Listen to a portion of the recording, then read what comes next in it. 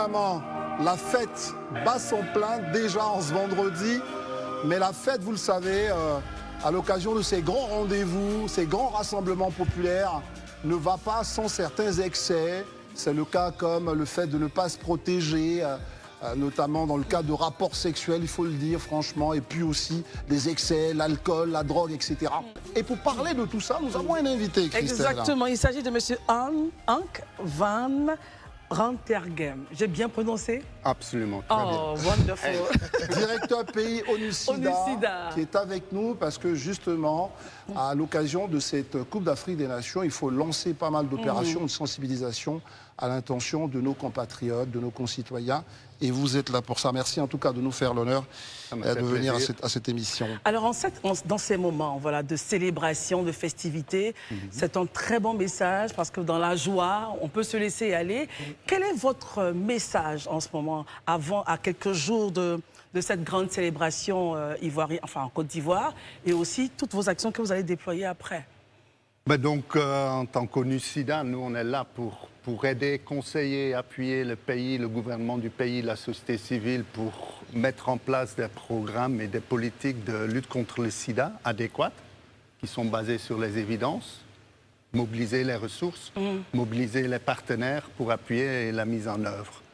Et là, dans le cas précis, on appuie, on collabore avec le ministère de la Santé, le Programme national de lutte contre le sida, pour une édition spéciale d'un jeu ludique, d'une intervention de prévention qui est une innovation qui est sortie de la Côte d'Ivoire, qui a été développée en Côte d'Ivoire et qui a comme but de renforcer les connaissances, surtout des jeunes, autour de la protection VIH-Sida, mais aussi tout ce qui a en lien avec la santé sexuelle et reproductive, le stigma et discrimination autour du VIH-Sida, etc. Donc là, vraiment, c'est une campagne qui vise de façon large à renforcer les connaissances et en même temps, comment dire, alerter les gens qui sont là pour fêter cette fête magnifique de la Cannes, à prendre conscience, voilà, il faut quand même que je pense à me protéger si je suis dans une situation où c'est nécessaire.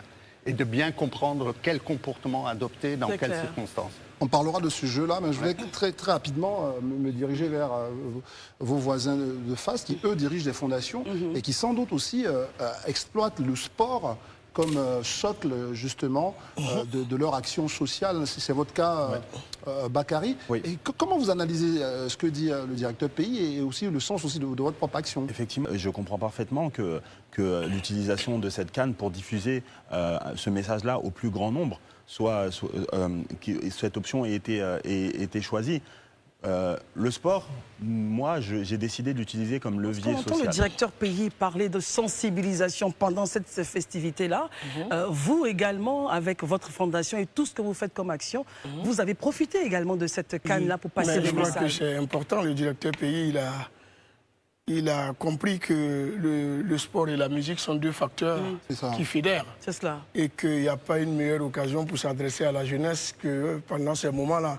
Mais après, il faut s'inscrire aussi dans la continuité. C'est-à-dire, après l'après-match, il faut continuer à parler aux gens. Et puis, ce que je veux dire, pour le message sur les maladies comme le VIH, il ne faut pas s'adresser seulement à ceux qui ont l'âge majeur, l'âge adulte. Il faut aussi faire une sensibilisation préventive. Il faut que même depuis l'école primaire, on puisse montrer aux enfants les dangers auxquels ils sont exposés en s'adonnant à certaines pratiques. Donc pour moi, il n'y a pas meilleur moment de parler de ça avec la Fondation Magic System, parce que c'est de l'éducation aussi. Et plus on parle aux jeunes en bas âge, et plus on contrôle mieux ce qui arrive. À Salfo, nous, on peut vous rassurer, parce que l'objectif aussi, nous, en faisant ce genre d'émission, c'est de permettre à ce que des responsables se croisent et qu'ils puissent développer ensemble des idées. Et dans ces écoles-là, il pourrait y avoir déjà, on parle de santé sexuelle et de reproduction, il y a pas mal de choses à faire dans ces écoles-là. Alors, ce jeu-là, un peu ludique, comment ça se passe? C'est quoi le principe de ce jeu que vous avez créé? Juste avant d'aller là, je veux juste rassurer les panélistes qu'en fait, le jeu est vraiment ciblé sur les jeunes.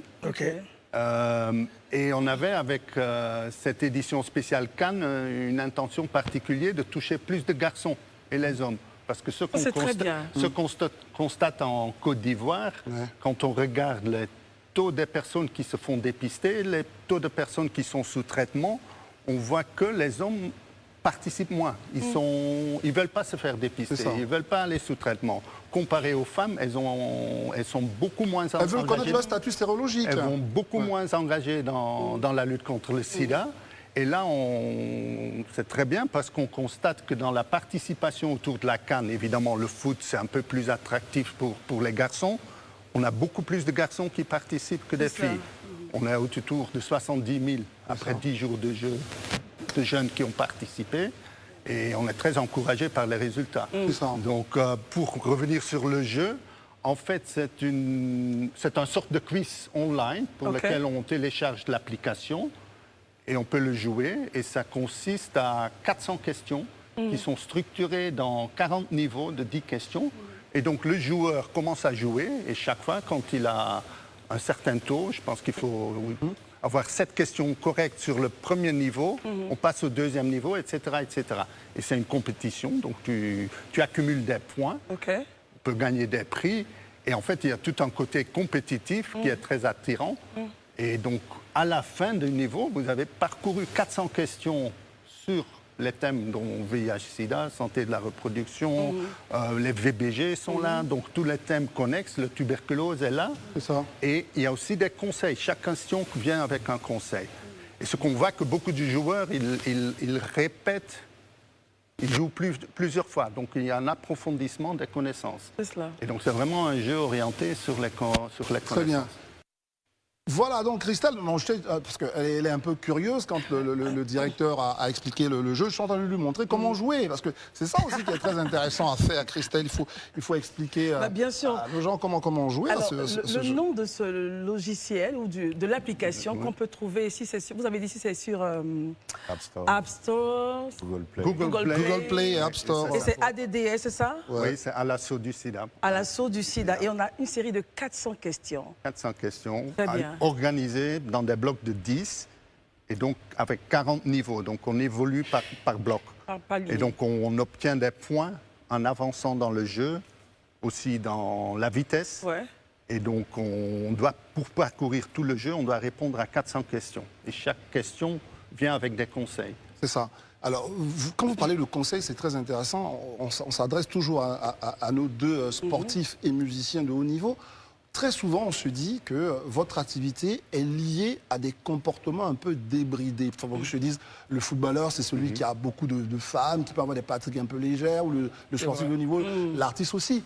Et justement, quand il y a une compétition comme celle-là, le message pour vous est très important pour qu'on puisse déconstruire ce type d'idées.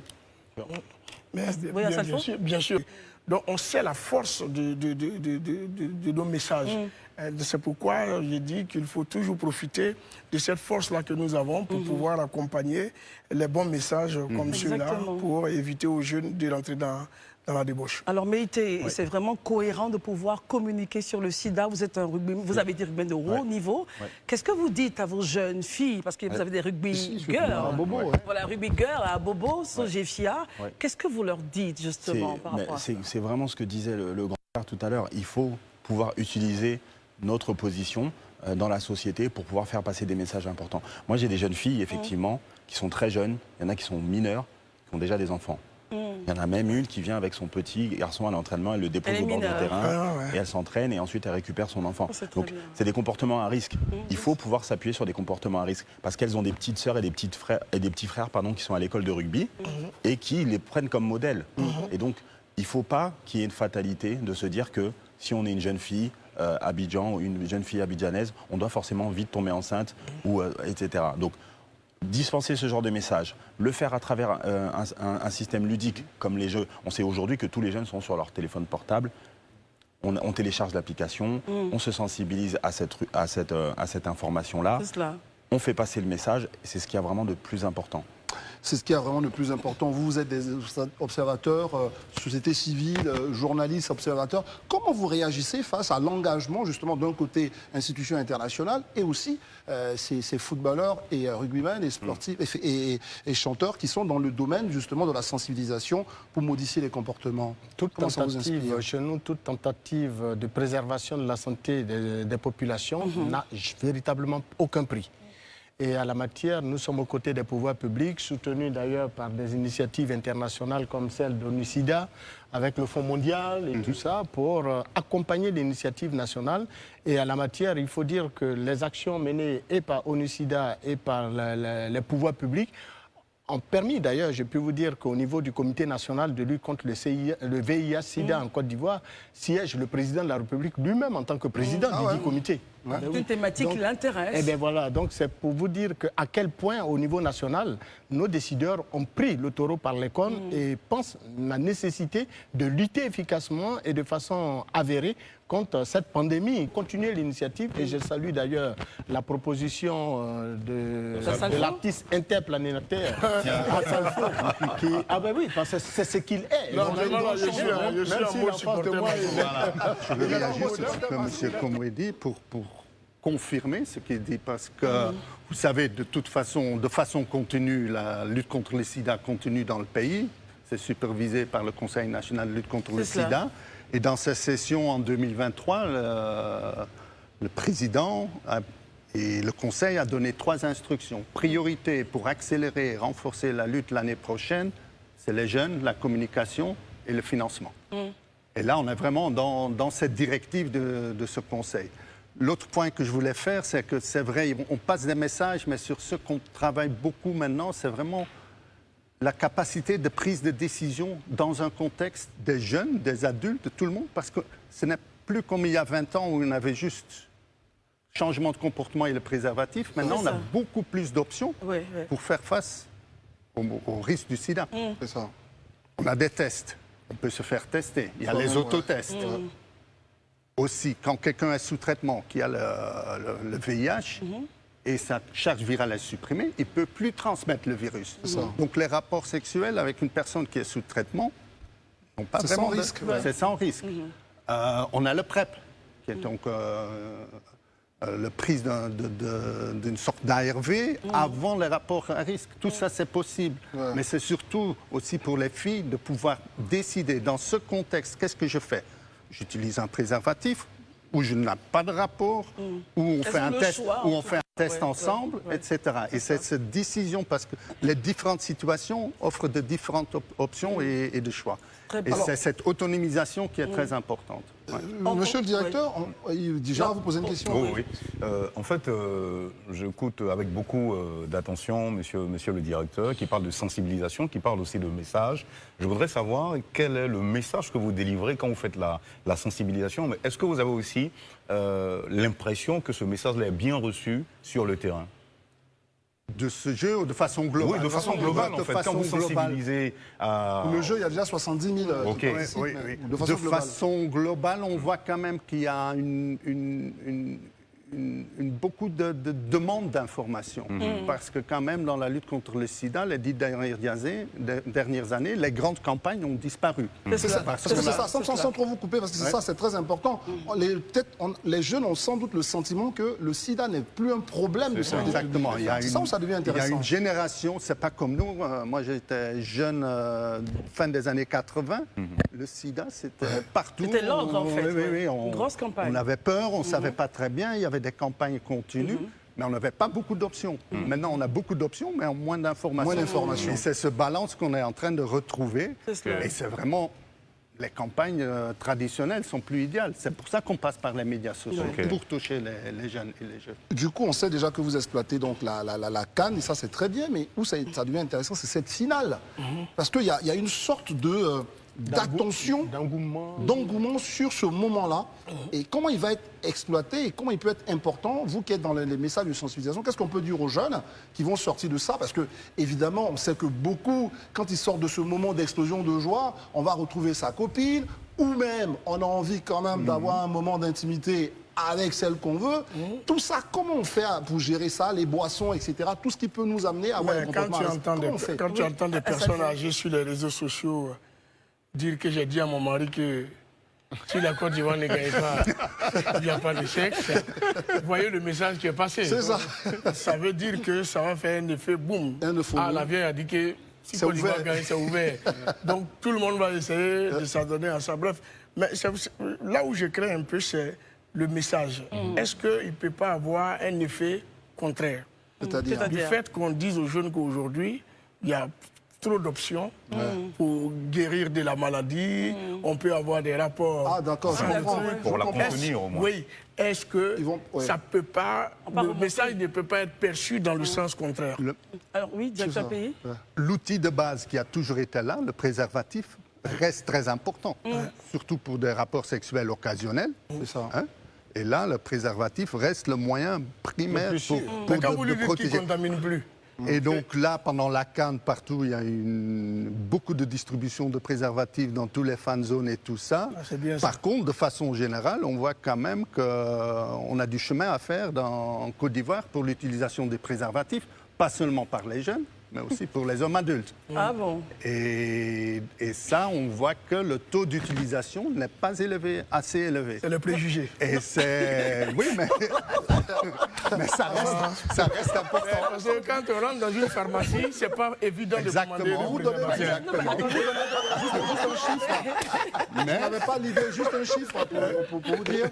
En 2010, parce que la Coupe du Monde avait lieu donc en Afrique du Sud, il y a eu 1 milliard de préservatifs distribués. Oui, 1 milliard. Alors, Et évidemment, ces 1 milliard ont été utilisés. C'est la bonne information. mais maintenant, Non, ce n'était pas un milliard. Non, mais c'était le cible pour tout le pays en un an. C'était la ah, cible. mais justement, monsieur le directeur pays, comment est-ce que quand je regarde un peu la réaction d'Assal Foué, de Talman et Meïté, j'imagine un peu comment faire pour justement faire en sorte que les hommes arrivent en pharmacie et ils demanderaient d'acheter un préservatif. Elle, le courage. Ça, parce que c'est difficile. Est-ce que c'est le chauffeur qui souffre? Mais vous êtes des hommes, vous êtes quand même courageux. La question de cristal est importante. non, j'ai pas fini. Parce que sur ça, il y a un On travail qui est achète, fait. vous rentrez, vous demandez du CAC 1000, vous demandez du Clamoxyl. Pourquoi pour le préservatif, vous tournez en rond? Quand ils arrivent, ils viennent pour le préservatif, mais ils sont obligés de payer d'autres médicaments. Et le préservatif vient. Non, mais j'ai le milieu de la liste. Il y a un conseil très important. Et ça, on a vu dans beaucoup de pays, les études le démontrent. C'est la notion que le premier rapport sexuel qu'on a dans sa vie se fait avec un préservatif. Ah. Je simplifie un peu, mais c'est comme un conditionnement. C'est pas évident. Quand on n'a jamais utilisé un préservatif, on a 30, 35, 40, 45 ans, et tout à coup, on doit commencer à utiliser. C'est vraiment l'apprentissage, s'habituer à ça. Et on voit d'ailleurs que la génération qui a grandi avec le sida, qui est maintenant un peu plus âgé, a plus l'habitude d'utiliser le préservatif. Donc, cette promotion, utilisation des préservatifs avec les plus jeunes dès le premier rapport sexuel, la capacité des jeunes filles, quand elles ont un rapport sexuel, de négocier l'utilisation, le port de préservatifs est extrêmement important, en plus de toutes les autres méthodes qui sont là. Très bien. Donc, quand vous demandez du CAC 1000, il faut ouvertement, avec assurance et humilité, demander aussi votre... On pourrait aussi envoyer les filles acheter du préservatif, non? Absolument. Absolument. Bah, merci, monsieur le directeur. Non, parce qu'elle s'acharne. Non, il faut démystifier ça. Non, il faut démystifier. Si la dame, elle est en accord avec, elle va demander du préservatif. Après, c'est le regard des personnes. Justement, c'est pourquoi il y a beaucoup de préjugés. Ouais. Oui, absolument. Mais en tout cas, le football et le sport, le rugby et tous ces sports que les jeunes aiment, et en tout cas aujourd'hui, on en est conscient. Vous dites, c'est par ces moyens-là qu'il faut passer pour maximiser les informations sur ça. Et la coupe à venir, enfin la finale à venir, c'est très important. La coupe à venir, tu peux dire. Oui, la coupe à venir, on peut la dire. Parce que moi, je veux la voir ici, cette dame coupe, dès lundi. Je veux faire mon émission avec elle. Et vraiment, nous, pour terminer là-dessus, parce qu'on a fini notre émission, le bilan pour vous, en termes de disponibilité au cours de avec le parcours des éléphants, c'est que les uns et les autres ont été, et Gérard posé la question, ont été plus ou moins quand même disposés à entendre les messages au cours de cette compétition. Oui, absolument. Hein. Je pense que le succès de l'équipe aussi a contribué à favoriser le passage du message, l'acceptation du jeu. La visualisation du jeu est très bien faite. Et donc, ça va absolument contribuer à l'acceptation des messages là-dedans. Alors, dans la même veine, Ansalfo, Meïté et puis nos 2 chroniqueurs pour dimanche. Message, sensibilisation, toujours dans la même veine de lutter, c'est vrai, après la victoire. Même si, quand on gagne, il faut faire doucement et savoir, voilà, raison garder. Est-ce que vous avez d'autres messages à donner à tout ce peuple ivoirien, au peuple ivoirien? Oui, moi j'aimerais dire, on parlait tout à l'heure, le grand frère le disait, sur les comportements à risque. Les comportements à risque arrivent souvent aussi dans des moments de liesse. C'est ça. L'alcool aidant aussi, on a des agissements qu'on n'aurait pas eu en temps normal. Donc, consommer l'alcool avec modération, faire la fête dans la joie et la bonne humeur, et surtout, effectivement, se protéger si on décide d'avoir des rapports sexuels. Ben oui, on va vivre des moments de joie dans les heures qui arrivent, et il ne faudrait pas qu'on laisse notre vie dans ces moments de joie. Donc c'est important de prendre garde si on veut vivre longtemps pour vivre encore de tels événements. Donc il faut se préserver. Ça doit rester une fête. Voilà. Oui, faire la joie, gagner, faire la joie, fêter, danser et aller au-delà. Mais il ne faut pas perdre de vue qu'à côté rôde le sida. Voilà. Soyez sobre en tout cas, sachez raison garder et puis surtout faites attention sur les routes en conduisant. Monsieur le directeur de pays de l'ONU-SIDA en Côte d'Ivoire. Comme j'ai dit, ça doit rester une fête, donc si vraiment, protégez-vous et continuez la fête. Voilà. Moi, je dirais à l'assaut de la coupe, mais aussi à l'assaut du sida, parce qu'évidemment, on ne doit pas oublier qu'on doit se préserver pour mieux supporter la coupe. Très bien. Et on se fait un petit pronostic avant de partir? Ah oui, elle aime bien ça. Moi, j'ai écouté un doyen sur les réseaux sociaux qui a prédit un 3-1. Je suis d'accord avec lui. Tiens. Pour la Côte d'Ivoire. Ouais. Moi, je suis d'accord parce que je crois que le score, en tout cas l'écart, sera de 2 buts. Voilà, 2-0 pour Le moi. prophète a parlé. Voilà, l'écart sera de 2 buts. Meïté? Meïté, je vais suivre, je vais dire 3-1 pour la Côte d'Ivoire. Voilà. 2-1 pour la Côte d'Ivoire. Je garde le même score de 1. 2-0. 2-0. Voilà. André? Il a dit, lui, il a dit 3-1. Moi, victoire de la Côte d'Ivoire. Celle-là, C'est très politique ça. c'est vrai qu'on ne sera pas avec monsieur le mari, mais on lui dit de se calmer. Hein. Voilà. Non, déjà, la belle famille, c'est que je supporte la Côte d'Ivoire, ça c'est clair. Voilà. Bah, écoutez, nous avons été très heureux d'avoir été en votre compagnie. L'émission est terminée. Bonne chance aux éléphants de Côte d'Ivoire. Allez les éléphants, bravo. Et à lundi.